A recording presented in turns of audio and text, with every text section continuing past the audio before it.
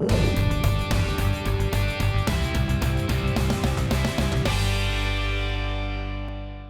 first question is, with the Rio Olympics as a backdrop, do you think Indian sports is compliant with world norms?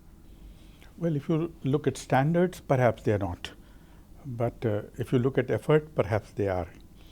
But I think for an effort, take the example of the gymnastics girl who came fourth in the world. She had a very basic training center, a wonderful coach devoted to her, and comes from a state like Tripura.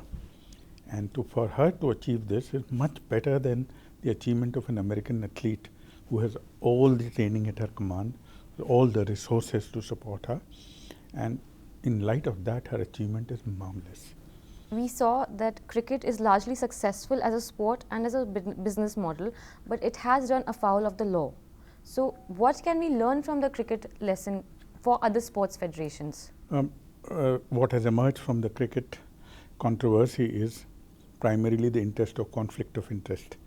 The president of the board owning a team, and that earlier the rules did not permit any office holder to, but they were tweaked really for one person. Maybe others could also follow suit, and I think that is what led to this controversy.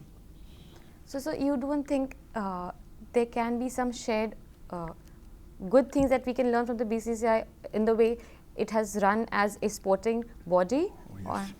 BCCI, by the way, is the best run sports body in the country, notwithstanding some of its drawbacks. And other associations don't come near it, both in the way they regularly have elections, they have accounting, they have no association which does not submit audited account is given funds. So there are many systems in place, which is why BCCI doesn't need any fund from the government, because the interest in cricket is so paramount in the country that BCCI is totally self-reliant, and more so. I mean, it has lots of balance of money.